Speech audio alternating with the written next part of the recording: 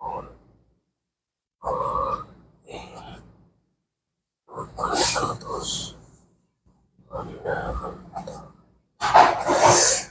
Ramesh Singh Chandel, advocate, जमीनी संबंधित विवाद। मैं लिख रहा हूं अभी टाइटल सूट लिख रहा हूं। टाइटल सूट तो बड़ी चीजें हैं, टाइटल सूट का बड़ा स्कोप है। ये तो मैं नहीं कह सकता हूं कि टाइटल सूट किस किस चीजों के लिए दाखिल होना चाहिए, लेकिन जो अभी मैं मुकदमा लिख रहा हूं, यह मुकदमा डॉक्यूमेंट, दस्तावेज, कागजात के हिसाब से, चूंकि जमीनी सूट, सिविल सूट जो भी है वो कागजात के आधार पर है। जो डॉक्यूमेंट है मेरे पास, उस आधार पर मैं कह सकता हूं कि ये लड़ाई होना ही नहीं चाहिए था। ये मुकदमा ही एक तरह से अगर हो रहा है तो पीड़ित के साथ, जो ये मुकदमा दाखिल कर रहा है, उसके साथ अन्याय हो रहा है। और बिहार में इस तरह के मुकदमा ज्यादा है। इस मुकदमा के बारे में ये इसलिए मैं बता रहा हूं कि इससे आपको सीखने के लिए मिलेगा कि आप क्यों न्यायालय में बेवजह परेशान ना हो, न्यायालय आकर बेवजह अपना मेहनत से कमाया गया धन को बर्बाद ना करें और खुद परेशान ना हो और दूसरे को परेशान ना करें। यही उद्देश्य है मेरा ये मुकदमा के बारे में बताने का। जमीनी मुकदमा बिहार में ज़्यादा है इसलिए कि कई मुकदमा ऐसे हैं जो 4-5 भाई है, और 4-5 भाई है और किसी एक भाई के नाम पर खतियान बन गया। क्योंकि पहले के लोग इनोसेंट थे, ईमानदार थे, बड़े भाई के नाम पर खतियान बन गया या मझला भाई के नाम पर खतियान बन गया। लोग को ये समझ था कि भैया के नाम से कागजात है, अरे हम लोग तो बांट चोट कर रखे हैं, खा रहे हैं। अभी कुर्सियां बदल गई, लोग बदल गए और कई पीढ़ी दर पीढ़ी आगे बढ़ गए लोग। अब जो बच्चे हुए उनको तो कमाना है नहीं, मेहनत तो करना है नहीं, उनको तो बेईमानी करना है और पूर्वजों के संपत्ति को बेचकर खाना है। तो इस तरह के टेंडेंसी वाले लोग जो बेचकर खाने के लिए आगे बढ़ जाते हैं, जो जिनको बेईमानी करने का लत लगा है, जिसको काम करने का लत नहीं लगा है, वो क्या करते हैं कि उनके दादा के नाम से या परदादा के नाम से अगर खतियान है तो वो बेईमानी करने पर उतर गए हैं, मारपीट करने पर उतर गए हैं।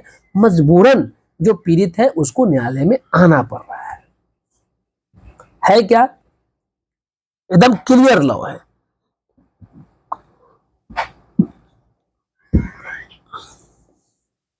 एकदम क्लियर कानून है। जमीन दो तरीके से हासिल होता है, एक केवाला से, दूसरा खानदानी संपत्ति होता है। केवाला से जो अर्जित संपत्ति है वो तो आपका एकदम से है, और जो खानदानी संपत्ति है उसमें सारे लोगों का है, हिस्सा है। किसी एक के नाम से बन गया तो बन गया, कोई दिक्कत नहीं है, वो हिस्सा सबका है। अब इस बात को आपको समझना पड़ेगा। जैसे ही खानदानी संपत्ति में और हिस्सेदार आपके सामने आते हैं, आप कहिए भैया बांट लो, बराबर बांट लो, एक आपसी बंटवारा तैयार कर लीजिए, उस आधार पर अलग अलग जमाबंदी बना लीजिए। केवाला संपत्ति है तो कागज दिखाइए। इस जमीन में बस वही है, संपत्ति केवाला संपत्ति है। गलती केवल यही हुआ है कि पहले के लोग केवाला लेकर दस्तावेज को बक्सा में रख देते थे, उसको मुटेशन नहीं करवाते थे। केवाला के बाद जमीन का दाखिल खारिज करवाना होता है। दाखिल खारिज के बाद वो चर्च जाता है, सरकार के पास एक रिकॉर्ड तैयार हो जाता है कि भाई इस संपत्ति का अब ये मालिक है और इनको ये जमीन अमुक दस्तावेज के माध्यम से प्राप्त हुआ है, यानी स्व अर्जित संपत्ति, सेल्फ एक्वायर्ड संपत्ति है, केवाला की संपत्ति। लेकिन पहले के लोग केवाला नहीं करवाते थे, इसके लिए कैंप भी लगा था, सरकार के द्वारा कैंप भी लगवाया गया था, लेकिन लोग काम करने में व्यस्त थे, नहीं किसी कारणवश दाखिल खारिज नहीं हो सका। अब बहुत दिन बीत गए हैं, 1940 की बात है। ये जो केवाला है वह 11 जून 1940 में हुआ था।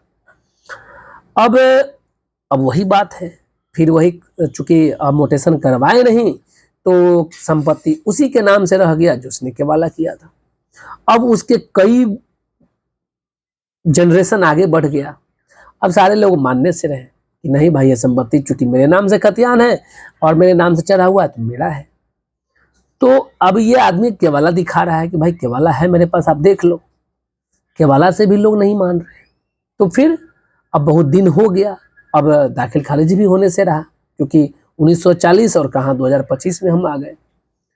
तो अब उसको केवाला के लिए, केवाला में जो जमीन है उस पर टाइटल के लिए हम टाइटल का मुकदमा, टाइटल सूट लिख रहे हैं। अब 1940 फिर खतियान भी नया बना, तो फिर उसके लिए कंपैरेटिव मैप की जरूरत पड़ेगी, तुलनात्मक नक्शा बोलते हैं उसको, और वो सब बनेगा। पुराना खतियान नया खतियान, पुराना नक्शा नया नक्शा, सबसे ये क्लियर हो ही जाएगा कि ये केवाला से अर्जित संपत्ति है। और चूंकि प्रतिवादी जो भी है वो मानने से तैयार नहीं है, मानने के लिए तैयार नहीं है, क्योंकि फिर वही नियम उन पर लागू होता है कि जमीन बेचना है, मेहनत करना नहीं है, खाना है केवल, तो फिर क्या करना है, बेईमानी करना है। तो जमीन के मुकदमा में मैं अपने दोस्तों, भाइयों और बिहार वासियों, देशवासियों से अनुरोध करता हूं कि जमीन के मुकदमा में दस्तावेज यदि कोई दिखा रहा है, सबसे पहले तो कुछ लोग दस्तावेज दिखाते भी नहीं है, जो बेईमान लोग होते हैं वो दस्तावेज दिखाते भी नहीं। तो दस्तावेज नहीं दिखाते हैं उस वक्त भी पीड़ित पक्षकार कोर्ट में आते हैं, आपको दिखाना पड़ेगा। दस्तावेज यदि कोई है आपके पास तो दिखाना पड़ेगा, आपको भ्रम में डालकर काम आप चला लीजिएगा, ऐसा नहीं होगा।